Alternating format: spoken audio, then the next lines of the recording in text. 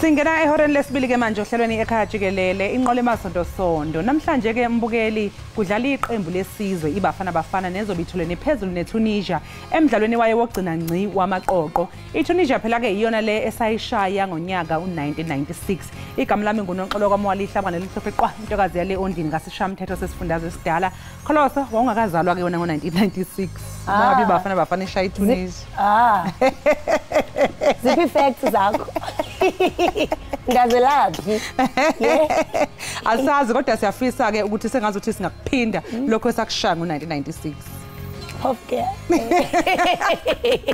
Bukeli ngoku ke singena kwiyure yesibini yenkqubo kwiyure yokuqala ke besikuphathele amanqaku ngamanqaku ukanti ke wena uthe waphoswa musukuxhalaba mntasekhaya ngoba useza kumpompoza uvimba wethu ukanti ke nali ke elinye lamanqaku ekumele uwalindele kule yure amapolisa ke yaseGauteng yanqakule umrhanelwa ngokuba ke nesandla kumlilo wesakhiwo pha usindiso eMarshall Town umlilo lowo ke mbukeli owathi wasuba imiphefumlo yabantu abangamashumi asixhenxe anasixhenxe kubhlungu kakhulu kodwa ke kuhle ukubona inkqubela ethe yabe kanti yenziwa ngamapolisa ndimlo unokanyezi kalubisi uMadlongothi masijonge eziphala phambili kule yure.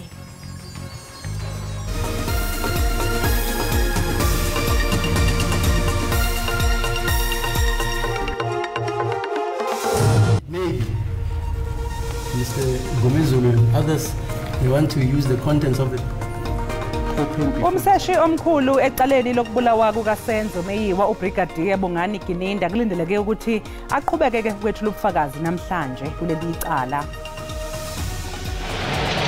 A reminder that a draw between the Gambia and Cameroon doesn't suit either team as the header comes in from Cole Tokwekambi. He scores his fourth goal. Delivery!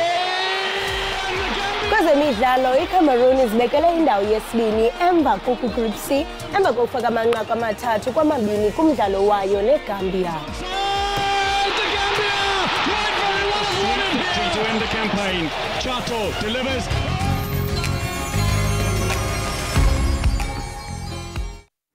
Uza kuqhubeka kwinkundla ephakamileyo yasePitoli ukuthwaxwa ngemibuzo umphando phambili uBongani Gininda kwityala lokubulawa kukaSenzo Meyiwa. uBrigadier Gininda wakhupha ingxelo efungelwe kaSimphiwo Buthelezi yokuba umtyholwa uBongani Ntanzi ngumthengisi wemipu. uButhelezi udize iinkcukacha zepolisa elahlawulwa ngeenjongo zokucinywa kwetyala. Amaphoyisa eGauteng aseqinisekise ukuthi abophe umlisa uyamaniswa nesigameko sokuqubuka komlilo esakhiweni esibizwa ngosindiso eseMarshall Town enkabeni yeGoli. Kusonakele sisehlakalo umbukeli kwaphangalala phela abantu abangama-77. Leli bhilidi elinezitezi ezinhlanu kwangenwa kulo ngendlela engekho emthethweni lathungeleka ngomlilo ezinzulwini zobusuku mhla zingama-31 kuNcwaba. Kuze kube manje ayikahlonzwa imbangela yalomlilo owabe usha ubuhanguhangu. Amaphoyisa ke athi kuboshwe owesilisa oneminyaka engama-29 29 years owayivumela ngokwakhe eKhomishaneni ephenya lesi sigameko ukuthi nguye wathungela lomlilo. Ukanti inkundla yokuphatha kwenkundla kulindeleke kuba imamele ijaji yenkundla ephakamileyo emisiweyo uAnna Makhubele malunga nophando lokuziphatha kakubi ngakuye. Oku ke kulandela isikhalazo esifakwe ngumbutho woluntu #UniteBehind. Ityhola ngelithi uMakhubele uphule umthetho siseko wokuhlula okanye wokohlulwa kwamagunya ngokuba yijaji kunye nosihlalo wenkampani karhulumente. Igqwetha likaMakhubele ucele ukuba lihlehliswe ityala le#UniteBehind kodwa lizange limkelwe. Ukuxoxa kweli tyala kwaqala ngoFebruwari kanyaka ka2022. Siziqongqotha ngolo hlobo beziphala phambili kule yure kanti ngoku masithi qhwi sibhatala amatyala ungagungqe bukele Ekhaya Jikelele.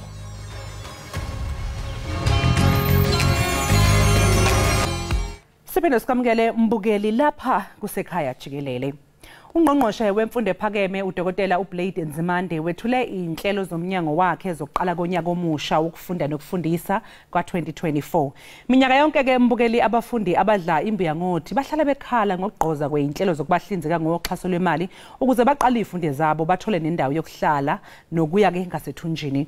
Nomnyango kaNzimande ukhala ngokuthi ungenhla umthwalo semahlombe awo nakuba kuneinsolo zenkohlakalo eseyiholele ekutheni kusule esikhundleni owabe yisikhulu se-NSFAS uAndile Nongoko. Kanti kamuva nje kunembiko ke eninda nayo uNzimande lo enkohlakalweni eyenzeka ke eNSFAS. Manje ke sexhumana nokhulumela lomnyango uVeli Mbele. Veli asikubingelele sikwamukele lapha ekhaya Jikelele. Ngiyabonga ngibingelele nababukeli. Vele akasiqale nje ke ngemphumela kaMatric yakulonyaka. Izinga lokuphasa lihleli lapha yaku 82.9% kuzwelonke. Kepha ke abaphumelele ngendlela egculisayo bangaphezudlwana nje ka 40%. Okuyilabo abaphumelele ngoexemption kungakhathalekile ke ukuthi bazo emanyuvesi, emakolleji noma emaTVET noma nje ke emanyuvesi ezobuchwepheshe. Engabe vele liyagculisa yini izinga labafundi eniliphakela umnyango wemfundo eyisekelo oholwa umama uAngie Motshekga? Siyabonga ngedadewethu. So okwenzekayo liyagculisa izinga labefundi okunye futhi esikubhekayo nje ukuthi njengomnyango senze isibonelo sengisisho ibudget nje ukusho esiyikhiphile uNSFAS kulonyaka ka2024 uNSFAS uzokhipha imali engango 4.2 billion khona ukuze nje kusizakale abafundi abazoregistera kulonyaka. So yilento ukuthiwa i-upfront payment. U1 billion sizonikeza ama-TVET college, u3.2 billion sizowanikeza ama-university. Sikwenza lokho ukuthi ngalesi sikhathi abafundi basalindele ukuthi ama-applications wabo bawa-approve, ama-university nama-TVET college bakwazi ukuwathatha labafundi bakwazi ukuwathatha ukuthi bangene kulezi khundla zikhona. Okunye futhi ilona uNSFAS le mali esinayo kuNSFAS esiyikhiphayo ukuthi silekelela abafundi ama-application esiwatholiwe sesiwatholile adlula ku 1.5 million. Siyacela ke kubafundi ukuthi abasawudingayo ke lolusizo sicela bafaka ama-application wabo. I-registration yakhona izovala nge-31st yalenyanga esukuyona. Yilokho ke uminister ebechaza kabanzi kule media briefing besinayo ke izona. Velile ngiyazi ukuthi nakukhona asebephakamisa ukukhathazeka kwabo mayilana nezinga lokuphasa kwabafundi noma ke ake sithi nje ke ukuphasa ngo40% besho nokusho ukuthi ngathi uphansi kakhulu ngokubona kwakho laba abafundi abasuke besuka ko matric sebeya ke euniversity emanyuvesi bafike bakwazi ukumelana nezinga lemfundo uma ngabe bephasa izinga lokuphasa i-passing percentage ku 40%. Yakhona wena siziningi izinto ekumele sisibheke singagxeka abafundi kakhulu ziningi izinto ekumele sisibheke. Abafundi bethu basuka kumakhaya ahlukene amakhaya wafani. Siyacabanga futhi nje thina njengomnyango namasikhuluma nama-university ukuthi kumele bakubheke lokho. Okunye futhi ekumele sikubheke ukuthi iy'kolo zethu nakamanje siswami iy'kolo zethu azilingani. Uyazi ukuthi kuneyikolo ekuthiwa ama-former model C schools izinga ke lapho liphezulana ukudlula kule yikolo esizibiza ama-public schools. Thina ke njengomnyango into ekumele basibheke ukuthi lezi ngane zethu eziphuma kuma-public schools kumele thina senze ilona sibe ne-support esibanikeza yona khona ukuze bakwazi ukungena. Izinga lona yebo siyavuma ukuthi izinga ayilone esicabanga ukuthi kumele belona kodwa kumele sibe nama-interventions ukuthi lelo zinga libe lapho esifuna khona yabo. Yilokho ke sifaka lama-support systems esinawo ukuthi mabefika senzela ukuthi futhi enye into futhi esizama ukuthi siyehlise yilento okuthiwa ama-dropout rates uma bengena. Akhona ke ama-support programs uma bengena kunyaka wokuqala ku-university noma ku-TVET college khona ukuze bakwazi ukuqeda ama-qualifications wabo. Uma mhlawumbe uthola ukuthi ingane kumele iqede i-qualification yayo ngo-3 years senzela ukuthi ke ngale support ukuthi iqede ngo-3 years ingathatha u4 noma u5 years ingahlali kakhulu khona ukwazi ukuphumelela lapho ingane zigraduate kulento sithi in record time. Ukhuluma nje ke ngodaba lwemali le enikezelwe amanyuvesi kanjalo njengoba usho ukuthi 1 billion unikezelwe ama-TVET colleges, u3 billion wona usunikezwa amanyuvesi. Siyazi ukuthi zibeningi izikhalo zabafundi abebelala bengadlile ngenxa yokungakhokhelwa imali yesibonelelo sanyanga zonke ke ama-allowances kulonyaka ke. Nizokugwema kanjani ke lokho okwenzekile ngonyaka odlule ngoba bebaningi kakhulu abafundi bebekhala ngokuthi imali abayingenile njalo njalo. Singumnyango sibe nomhlangano nabakwaNSFAS. Sakubonisa lokho ukuthi akamukelekile ukuthi abafundi bahlale bengadlile noma belale ngaphandle. UNSFAS ke basinikeza ilona ukuthi i-commitment yokuthi bazosebenza nama-university ukuthi baqiniseke ukuthi lama allowance bayawabhatala. Enye into ekumele sichaze nje ukuthi khona ukuze i-student zifumene lama allowance thina no-NSFAS kumele sithole i-information esuka kuma-university. Manje siye saphoxeka ke kumanye ama-university ukuthi le information ekumele siyithole ukuthi siwabhatale lama-allowance asiyitholanga. Kodwa ke sibonile ukuthi i-NSFAS izamile ngesikhathi sika December namanje njengoJanuary kulama allowance be outstanding beku 20,000 mangibala kahle. I-NSFAS iye yakwazi ukubhatala cisha bo 9,000 yalawo ma allowance namanje sesibacelile ukuthi akwenzeke ukuthi before nje kushaye nje uend kukalona kuka February ama allowance we student awabhatalo kulona kuphelele. Kuyabongeka ukuthi ke NSFAS izamile ukuthi ibhadala abafundi kodwa komunye angayibuza ukuthi awu mase bebhadala ngoDecember seyivalewe izikole leyo mali bidingeka umuntu esafunda kodwa sethembe ukuthi mhlambe labo bafundi babe nobuhlakani bokuthi bayibeke le mali bakwazi ukuthi bayisebenziseke kulonyaka oqalayo. Udaba labafundi ababizwa nge-missing middle kuthiwe ke bazoqala nabo ukuxhaswa kulonyaka kodwa ke imigudu nemininingwane yokuxhaswa kwabo ayikakacaci kahlehle. Engabe lolu hlelo vele liyaqala yini ngempela nokuthi nje ke abafisa ukufaka izicelo kufanele ukuthi balandele yiphi imigudu? Luyaqala ngempela kulonyaka lohlelo lokufunda ama missing middle thina sibiza nge-comprehensive student fund. Into esicelayo ke kubafundi abaku missing middle kusho ukuthi abafundi abasuka kumakhaya lapho i-combined income yalelo khaya ingu 350,000 ukuya ku 600,000. Sicela ukuthi bafake ama-application ku-NSFAS. Sikhulumile nabakwa-NSFAS ukuthi uma bengena kungena lawo ma-application bona into bazoyenza bazoyiprocessa ngoba ngithi kunama-student abakuma first year nakuma second year laba abaku-missing middle bazoba-processa nabo kulonyaka iyaqala bese-ke bazo-communicate nabo ukuthi ama-applications wabo akuphi kodwa bazo-applya through uNSFAS ngoba uNSFAS u-administrator wale fund le scheme loan scheme yama missing middle. Siyacela ke nabo ba-apply iyaqala kulonyaka. Vele ngiyazi ukuthi ke wena ukhulumela imfundo ephakeme awukhulumeli yena uNSFAS kodwa nje ngokubona kwakho mangingabuza ukuthi nje njengoba ngonyaka odlule laba be-missing middle bona bebengekho bebengesiyona ingxenye yabantu abangakwazi ukuthi bathole bahlomule kule mali kaNSFAS njengoba ke manje sebeyingxenye ubona ukuthi imali le ekhishiwe ithe yini ukuthi xaxa ngoba phela sekunabantu abathe xaxa naba sebezofaka izicelo noma mhlawumbe kuzoba ngwawona lo 3 billion kubo bona laba bebevele bekhona kanye nalaba basha bangena kulonyaka. Ikhona le 3 billion ngalendlela isho 3.8 billion esisiwukhiphile singumnyango kulenyaka.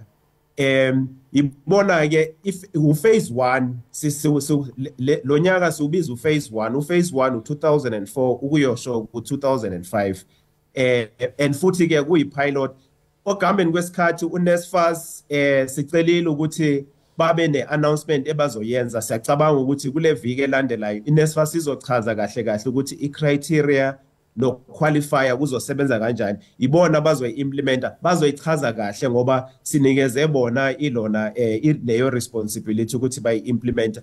Kodwa siwumnyango sinethemba ngoba sikhulumile nabakwa-NSFAS ukuthi bazokwazi ukuwenza lo msebenzi yabakwa-NSFAS.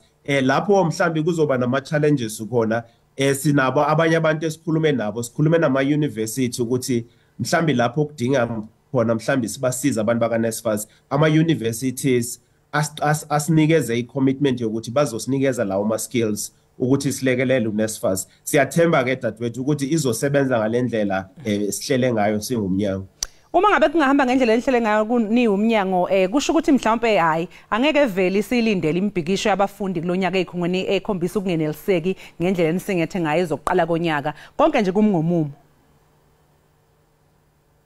Siyathemba nathi ukuthi kuzoba njalo. Sikhulumile nabaholi babefundi nabo sibachazela ukuthi yini ilona amahlelo esinawo kulonyaka awapi. Kodwa ke njengoyazi ke dadwethu ukuthi le inhlangano zabafundi inhlangano ezimele kusho ukuthi mhlambe nabo ke bazoyithathela inqumo zapho mase kuvela mhlambe inkinga abahlangabezana nazo ezikolweni. Kodwa sibacelela ukuthi asikhulumisane ekuqala nabo siwumnyango sikhona asikhulume uma kunenkinga kuma university kuma college into esiyicele kakhulu ukuthi asikhulumisane akungashiswa ama university nama building njalo abefundi asikhulumisane kuqala.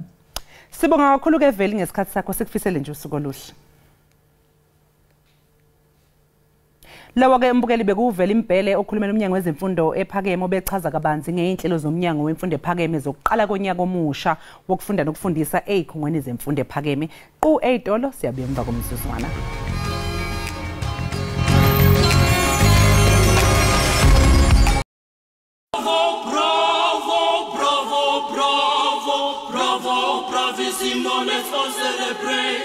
Bafana, Bafana, Bafana, Bafana, bravo, bravissimo, we want to celebrate.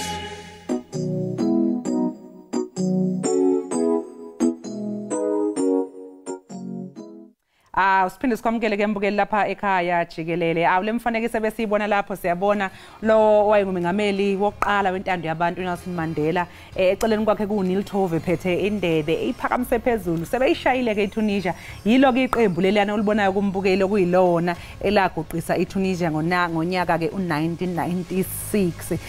Siyambona ke lapha ya uPaul Ndlanya ngiyambona uJohn Moweti uHelman Mkhalele lapha nangi yanolinda Buthelezi lapha phakathi nendawo nangu Dr Khumalo ngapha ngaseqaleni nje yilo impela ke iqembu lelo okwakuyilo lajabulisa iningizimu Afrika yonkana iwina ke iAfcon ngawo ke unyaka u1996. Bakithi siyafisa ukuphinde sibone imfanekiso efana njengalena bakithi kube inqophamlando nginethemba futhi lokuthi yabona mangathiwa nje kholosa nawe mbukeli ibafana ngempela iyedlula bakithi iyedlula isenze siqhenye ngabo bangathi noma bebuya hey sibemukele ngemfudumalo uyabona kungasiza kakhulu ekuthena abantu baseningizimu Afrika baphinde babuyelwe ithemba nokuyethemba ibafana mhlawumbe siphinde sibona futhi beqala futhi sebeyeseka sebehamba beyinkundleni zezemidlalo mengabe ibafana idlala ngoba siyazi ukuthi lokho into edingeka kakhulu kholosa ukuxhaswa nokusupportwa ave kubalekile.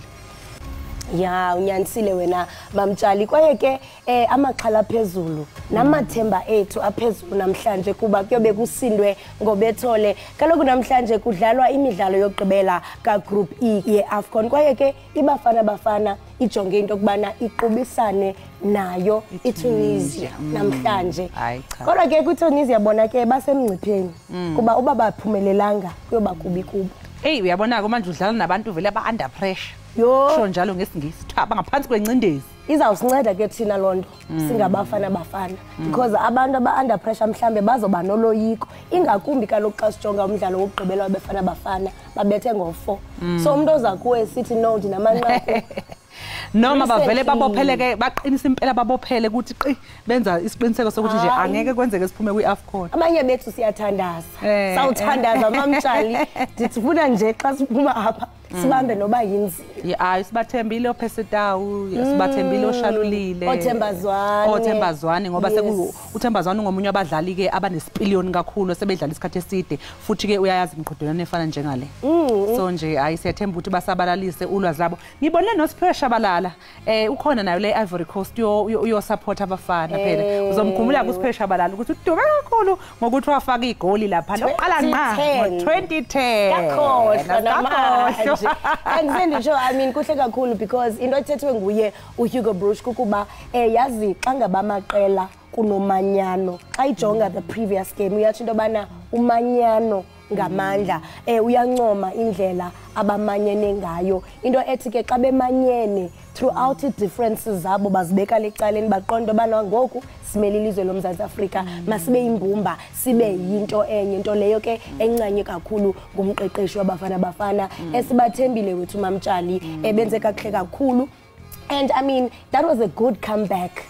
Siyaqonda jobana kwityeli lokuqala zange baphumelele. Kodwa bathi masivuke sizivuthulile. So the previous game was a good comeback. Babonisile ukuzimisela kwaye namhlanje senze nje. Ulalela nokudla kungeni ke namhlanje siya fasta siyophaka emva kokuthi umdlalo suphelile. Okubamba iqhala utheni. Kodwa ndiyabe singathanda intobana sifumanise into okubana ngoku intoni mhlawumbe ekumele ukuthi bayayenza ngeneni nangenyaniso to make sure into bana bayaphumelela sokuthi umqeqeshi wabo I'm sure unayi plan dwebile phansi kanye nethimba lakho ukuthi kupha bangakwenza ukuze baphumelele. Yabona nje thina ufuna sikwenza mbukele ukuthi siyeseke ke bafana zikhona inkundla zokuxhumana yize noma bese Ivory Coast kodwa bazokwazi ukubona mhlawumbe singabathumelela imlayezo ko social media ngaye ngabona lapha ngesikhathi kudlala amabhokobhoko wazi wathumela ivideo washaya ivideo call umengameli wezwe uMnumzane Cyril Ramaphosa umengameli hayi yabona nje bayidinga isupport njengalesi ukuthi nje hayi bafana ngibonile no Siya Kolisi nayo bethumela imlayezo ukubaxhasa abafana banika nje ugqozi nokubagqugquzela siyethemba bakithi konke kuzohamba kahle. Usathetha ngemiyalezo siyadinga siyiningizimu Afrika ukuthi bafana bakithi ithi sharp turnaround. Yes and I mean phakathi kwezinto besithetha nazo noluthando osihlala utyele zemidlalo ebesisho into bana aba bafana bayabonakala into okubana ipace banayo. Usathetha ngemiyalezo ndiyathanda into bana ndifunda imiyalezo phaka ku social media besithi into okubana best of luck uyatsho phana ubhuti mnandi uthi we will be there, please wear the alternative jersey. Uyatsho no S-roll phaya sithi into bana good luck bafana wafaka iflag nasenye comment endiyithandayo evela pha kuyanga goniwe sithi into bana best of luck to the boys, we pray they make us proud and make it to 6 points to the KO stages. Hayi ndlela nhle bafana sisemva kweni. Okwabanje ke mbukeliso nje ke qu etolo siyabuya emva komsizwana.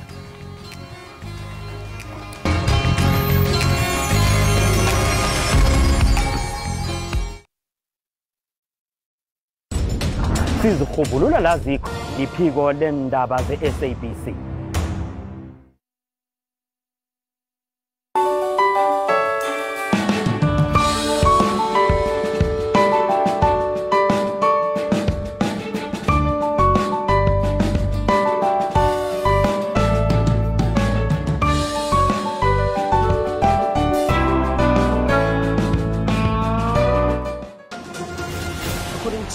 Report by Gun Free South Africa, gun violence is the leading cause of murder in South Africa. You have about 9,000 guns that are annually reported to either have been stolen or missing. We have a problem with the influx of guns into our society. Another gruesome mass killing here. It's the availability, it's the easy access to the weapons that's the issue. Let's make it difficult also to obtain guns. It's so difficult to get a licensed firearm, but it's so easy to get illegal firearm. We're going to get every gun, we're going to find every suspect.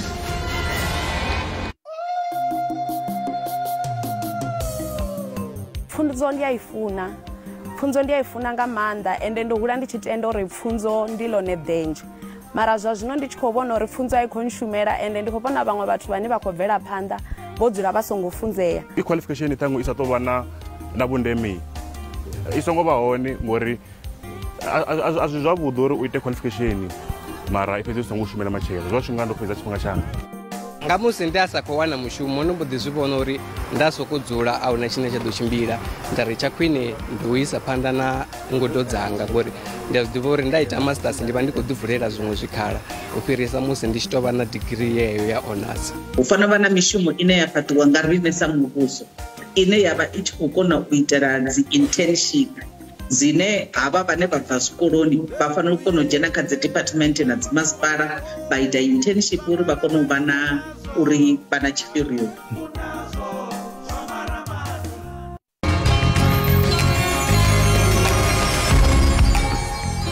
Siphinde sikamukele mbukeli walapha ekhaya Jikelele. Sibonga kakhulu ukuthi usahlanganyele kanye nathi kusukela ngehora lesithupha kuze kube manje. Sibonga kakhulu. Umgubho weminyaka eyishumi i-TX Theatre Awards ususemome. Kuzobeke kusindwe ngobethole ethembisa mhla ziyishumi kuNhlolanja. Nonyaka kuzobheka kakhulu imidlalo eshashalazi nokuxoxwa kweindatshana. Umkhosi wobuciko kanye namasiko ke lona umsunguli wethu X Theatre okumxolisi wakwaMasango ukhona ke lapha e-studio umbukeli ukuze azosixoxela kabanzi ngalomcimbi wabo wemkomelo. Sibingelele mxolisi sikwamukele la ekhaya Jikelele. Ngiyabonga njani sisi? Siyaphila ngiyazi ukuthi kuneyindondo nemkomelo ekhona kodwa ngaphambi ukuthi singene kuye mhlawumbe akuqale nje uchazele umbukeli osekhaya nge-TX Theatre. Umxolisi Masilela ngizuthi Masango. Umxolisi kwaMasilela. TX Theatre sayiqala ngom 2013 late, but was fully registered in 2014, 5 February. So TX Theatre will be celebrating 10 years and the celebration will be on the 10th of February at the TX Theatre in Moses Muleleko Community Arts Center at Tembisa. TX Theatre, in our country, we only have 6 theatres, if not 7. And then as a theatre practitioner, in that way you could practice. So as young people in Tembisa, we saw a need to build our own theatre, an independent theatre space, so that we could produce and create umdlalo weshashalaza noma kunini. Manje nje ngiyazi ukuthi akusiyo into elula ukuthi uqale theatre nje. So in this 10 years ungathi nje iziphi ingqinamba ngeke nahlangabezana nazo?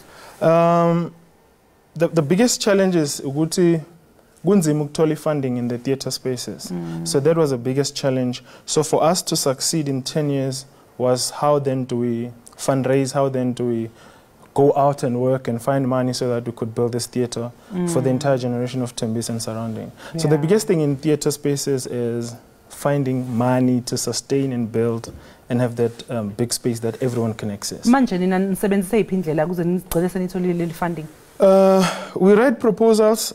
So the first funder that we got was in 2014. It was Department of Arts and Culture, South Africa. But we also have equipments that we rent out, theatre lights, truss, seating, sound. With the profits that we make from the rentals, it sustained the theatre. Manje kusichazele nje ngamakhono ke enthena wathola kulo 10 years nisebenza. So we produce about 50 plays every year. So you can tell that maninga makona puma. So there are shows that are firstly produced at the TX Theatre and they become best production in the country. So the current production that was produced at the TX Theatre was Steve Over the Puppeteer, that has won the Ovation Award in Grahamstown National Arts Festival in last year. So and we have a community of great actors that have came out of the TX Theatre and directors and writers and also scholars futhi abaphesu imfundo kuyaphambili. Manje laba abaphesu imfundo kusuke mhlawumbe kwabantu abafunda drama or production film njalo njalo. Yebo kaningi bafunda dramatic arts, so they pursue theatre studies after some time at TX Theatre. We also have a training program that takes the entire year. Sifundisa abantu theatre from writing, directing, producing, acting, set designing, lighting and sound. So ke ngiyazi ukuthi njengoba ke ni celebrate ke u10 years nikhona njenge TX Theatre kunama awards enizoba nayo ke umkomelo weindondo. Ungasitshela nje ngama categories ukuthi ke imaphi akhona nanokuthi nisebenzisa imiphi umgomeni ulandelayo ukuze nikwazi ukuqoka lo phumelelayo. So this is our first Independent Theatre Makers Awards. So in Gauteng, as we all know, we only have one award, which are the Naledi Theatre Awards. So what we came about is to also celebrate the independent and the fringe spaces in the country. So we'll be having more than 21 awards that we'll be giving on the night. So we'll be giving awards from Best Production, Best Musical Production, Best Dance Production, Choreography, Music Composer, set designer, actor male, actor female, best director, best new play, best writer. So snagogonke nje kuse theatre. What we do not have in this first awards is the technical awards. So we do not have technical awards, but we're looking into putting that category next year. So umuthi ena technical, like best cameraman. Best cameraman, best lighting designer, sound designer, you know. Best technician in a production. That is so we're looking also to award that in next year. Into enhle kakhulu ke leyo ukuthi nizokwazi ukuthi nibafake nabo laba singababoni phela mase kudlala iplay kodwa abakhona ngale behind. Ngoba nabo benza umsebenzi omangalisayo ngazi ngathi thina la ithimba lethu ukuthi nje yabo abantu ekhaya babona mina nje sengunoxolo sengikhuluma kaningi abantu aba behind abasebenza kanzima ukuze yonke into ihlangane futhi ibukeke kahle. So ke mhlawumpeni kulo ma categories adu washo ke kuyavota noma inini enenza isinqumo enhlala phansi kunethimba lama judge okuyiwona ke akhethayo. Oh, kunama judge that travel across the country. Bahamba babuka le misebenzi leyo ukuthi yiphi mhlambe engcono mhlambe singayi-award ngomhla ka-10. So we have a team of judges that travel across to find this different production and this different individuals that could be awarded on the day. Yeah, so sakhuluma ngemklomelo ney'ndondo nabantu abenze kahle. Kwi-theatre yenu le-Text Theatre ungathi nje iluphi udaba oluyi-success story ongathi or mhlambe khona i-actor ephume khona ngizuluke wabala ukuthi khona nowine kwi-Grams Film Festival. So Matthew is also part of our community. TX Theatre. Yeah, Matthew Ransoma, who's in Scandal now, Jalun Tlamulo, Stella Butelezi, who's playing Teddy in Gomorrah. Community like James also is in Scandal, playing Darling Ken. So we have a group of people that are in our circle and TX Theatre that became successful. Manje ke uma ngabeke nje ke umuntu ofana nami kanje or Ekhaya othanda indaba zoma theatre mhlawumbe nekhono ngiyazi usi theatre into engiyithanda ngetheatre ngiyidlala ama play amaningi uthola ukuthi umuntu uya actor but at the same time kuyaculwa voice projection into enjalo njalo umuntu mhlawumbe ohleze ekhaya othi naye eshiyazi nami ke ngizwile umxolisi esho ukuthi lapha yana kuyafundiswa futhi kuyacijwa namakhono ku-enrollwa kanjani maqala unyaka yipi process yokuthi ungene.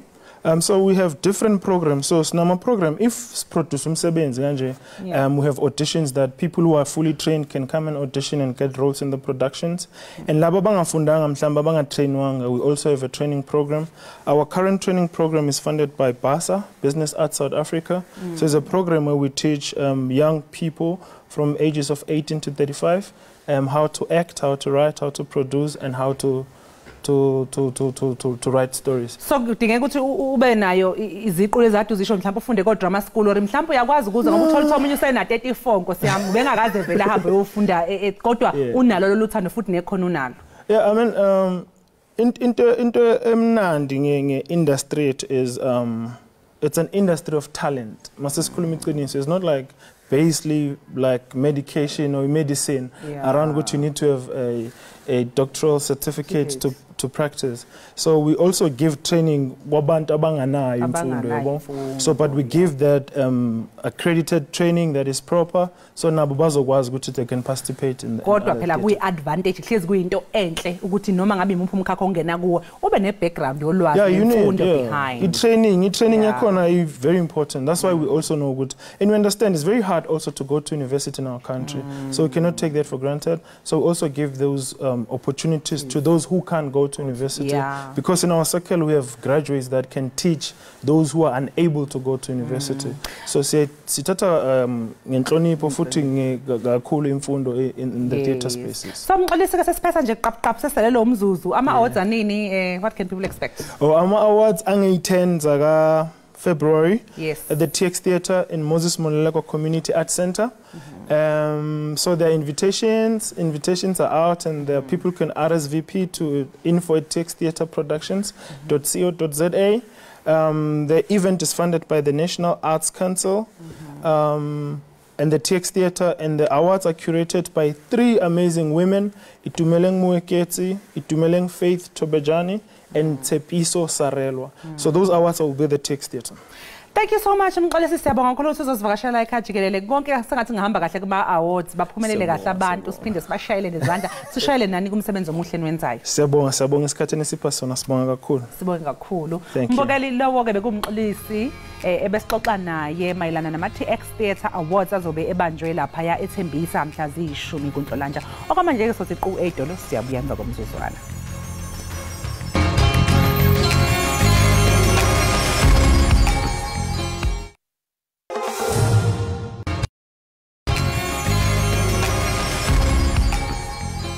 Siphinde sikwamukele mbukeli lapha ekhaya Jikelele.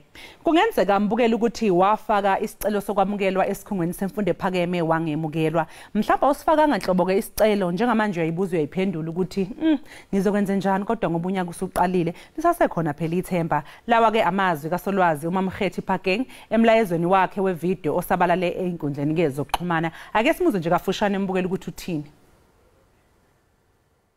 You might have applied to universities and maybe you didn't get an acceptance. If you didn't get an acceptance, or perhaps you didn't even apply, and it's the beginning of the year, now you've got the good results you didn't expect, and you're thinking, wow, where do I go?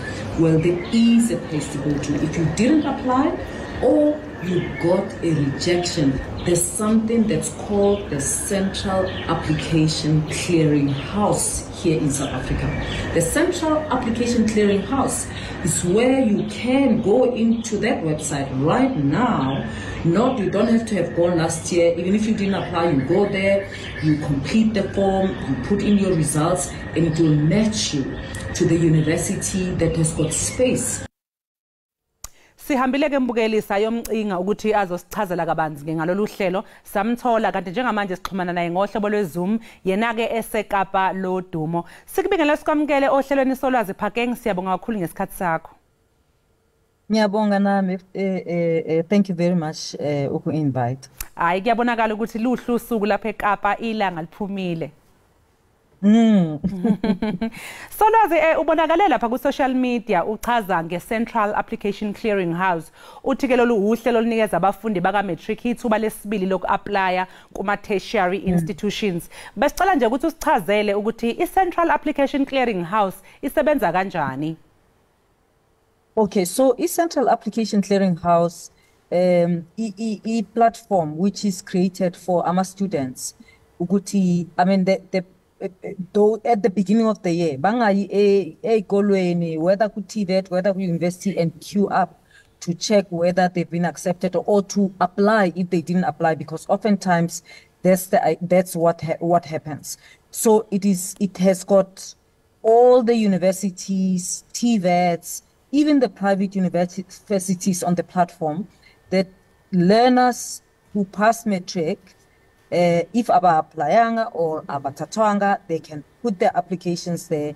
And Central Application Clearing House, of course, izofuna ukuthi you must fill in the form. So izofuna NSC certificate yakho or ama results if on a certificate, because people who passed last year might also be applying now. So you will be required to go to fagi ID yakho or passport number or exam number if our number passport, because abanye ba underage, and then ufake nama address wakho lapho. Exam number of course ikum results wakho uzoyithola lapho.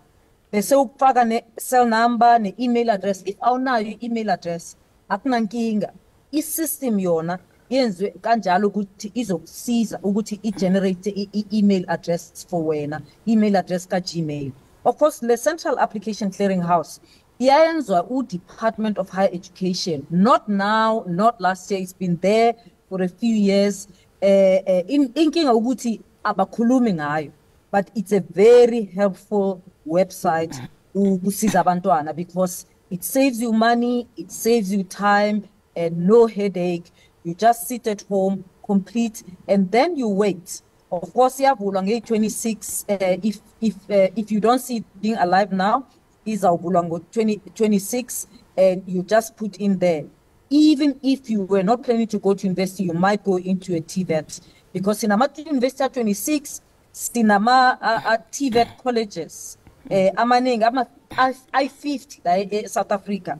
Ukonama private institutions, post-matric private institutions, 100 accredited. So don't stay at home because you were not accepted to the mainstream universities. That's the end of it. TVET, ikona, and bazo consider nabo, even if you have a diploma pass or a certificate pass. Ngiyathokoza ukuzwa.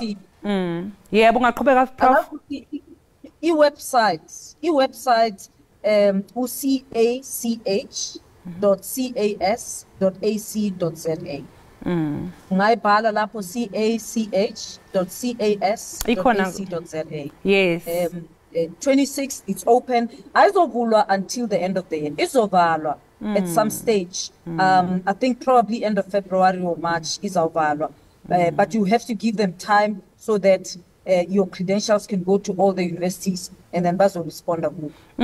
Solwazi engabe ke kuthatha isikhathi esingakanani ukuthi umfundi emukelwe enyuvesi ngokusebenzisa lolu hlelo? You know, because it's possible that there may be many students applying. So it will be open until the 31st of March. My view is that, my advice is that unike Central Application Clearing House at least 3 weeks ukuthi ba respond. I know ukuthi ama students babe impatient because they think ukuthi if you haven't been accepted now, you'll never be accepted. No, it's not true. Ama orientations kuma universities azoqala ngoFebruary. I-teaching izoqala end of February or beginning of March in many universities. So just be patient, wait for 3 weeks, don't start having around, going there, waiting, you know, trying to do it physically. Because in that case, you will realize that you are wasting your money and time because some universities are now focused on the students who have been accepted already. Manje Solwazi ngabe kusadingeka yini ukuthi ke abafundi ba-apply ema-tertiary kusenesikhathi phakathi nonyaka noma nje abafundi bakamatikuletsheni sebengalindi ukuthi kuqala unyaka bese bengena kule website ba-apply izicelo nge-internet? No, ama students fanele ba-apply at the early in the year, like April, March, April, many universities bazovula ukuthi apply. Bafanele ba-apply. Le lang manje,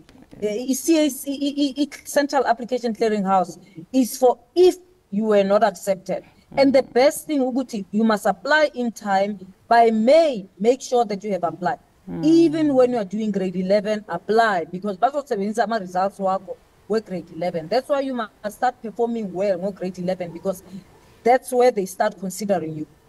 So apply. Don't apply to one university. Don't apply to two. You know, universities are funny. They get too many applications. Go to the next level. Uti like if I were you, so apply la ule mhlambi ku Stellenbosch, apply la ku UJ, apply la ku UWC, apply la na ku TUT, na ku CPUT. Uti at least UTs, Universities of Technology, na kona apply. Don't wait until the end of the year. Don't wait until the results.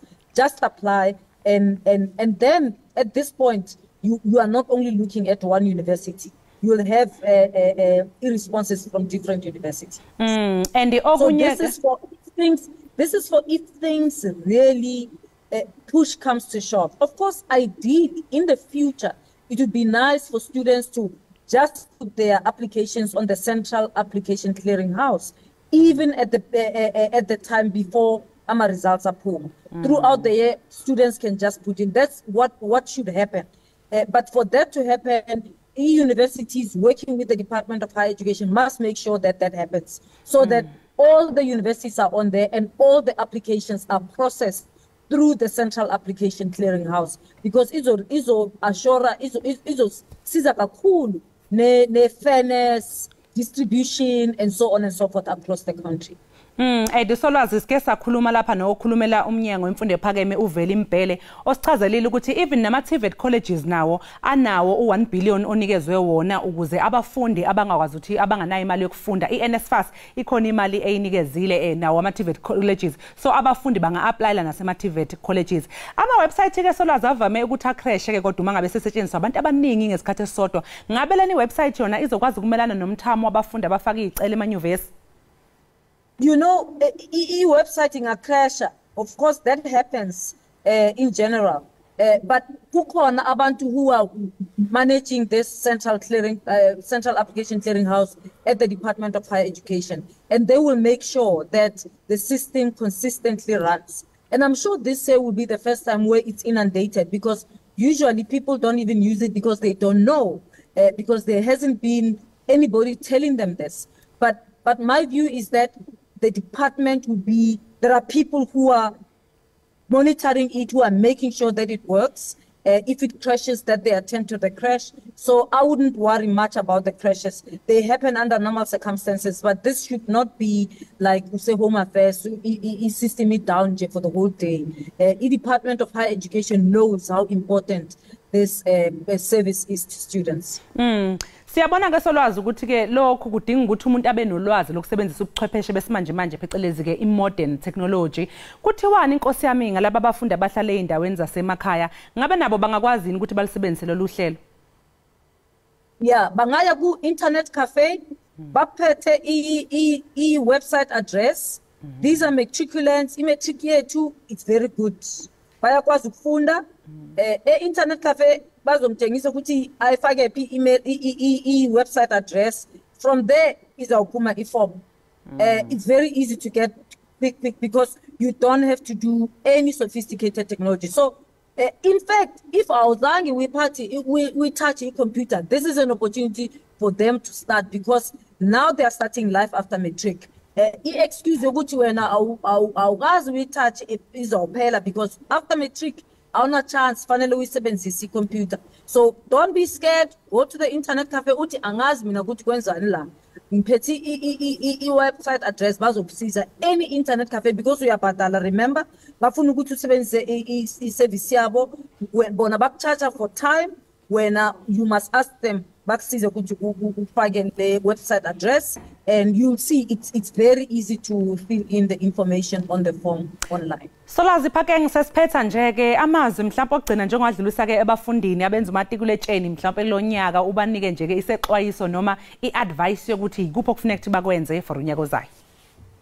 Yeah, you know, e-matric is an important door to your career, to your success. From here on, being a child is over. You are now starting your adulthood. And what it means is being responsible, taking ownership, knowing that you have agency and getting things done.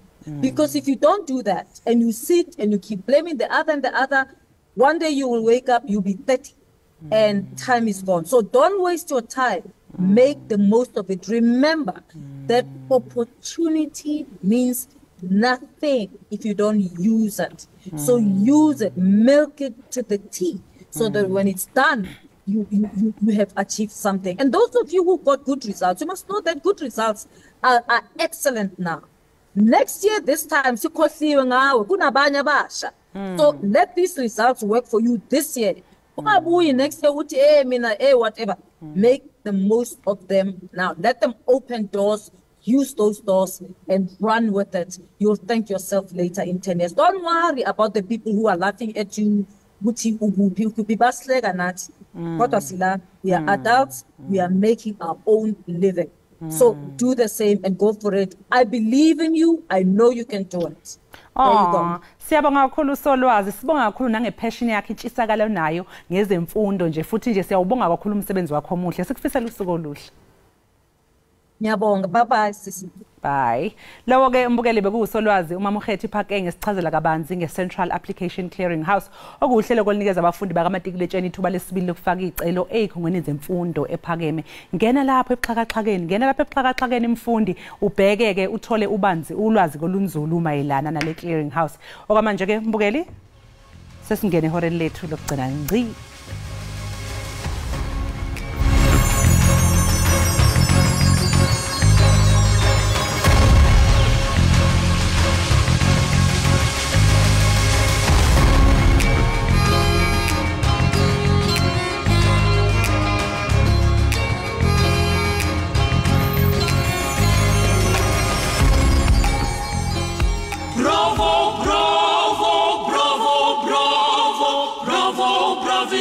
Let's all celebrate.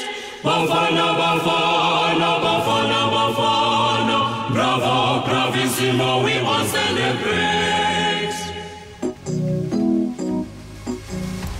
Ngempela sithi bravo bravo bravo bravo Bafana Bafana. Ngonyaka wedlule phela iningi labantu laligcwele esikhumuleni ke seyindizo oRthambo eke kuyolandwa amabhokobhoko. Ngangekho ke mina mbukeli ngoba phela ngangibanjwe umsebenzi. Kodwa kuyabona kulokho impela siyahamba siyolanda iBafana Bafana. Uma nje ngathi uyabuya nayo indebe, buyani nayo Bafana Bafana. Igama lami nguNonxolo kaMwali. Ihlabanga lelimhlophe eqwayo intokazi yale ondini ngase sishamthetho sesifundazwe eSdala. Kholosa lungisa amateki. So besibheke OR siyolanda iBafana Bafana mengabuya nendebe. wakukhumbula amazwi wakho ke sis. Yep. Ngizoviva ngihlezi ngiviva. Uyabona nje so lonke nje babengafika esikhumulweni seyindiza kungasi u6 to 9 am ngoba every day. Uzonke 6 to 9 imbukeli wena obalekile ngisuke ngila ekhaya Jikelele. Kaloku lonto leyo into engenzeka. Uyakwazi into bana ube pha ndiphosa intambo. Ndithi ewe ndilapha edesikeni okanye wena ulapha edesikeni kodwa mandiphosa intambo kumamtshali okanye kumadlungu. Into kwenzeka. Dlala amadlongo. Right mbukeli asifika ngasikalelekile kulo yure yesithathu neyogqibela ke yenkqubo yanamhlanje kwiyure ke ezimbini siye sanawo amanqaku amalunga nebafana bafana kwaye ke sinalo ke nodliwanondlebe njengokuba ke liqela lizawudlala umdlalo walo wokugqibela ka Group E. Ngokufutshane nje mandithi vandla i-line-up ngelithi masinike ithemba eliqela ukuze lizakhele udumo ngoba hleze lisithole esisicoco sinethemba elingaphaya kokuqonda mbukeli ingasuke ngathi wuntshu in advance. Thimle ke unonkanyezi enomsansa phakathi kwezinye xa undibiza uthi umadlongothi umazipho umamshukuma umazondwa ngento zakhe ewe kaloku ndancancibele pha ematolweni ngoko ke ndithi chamaku kubo otolo mbukeli amatenga wetyala masijonge eziphala phambili kule yure.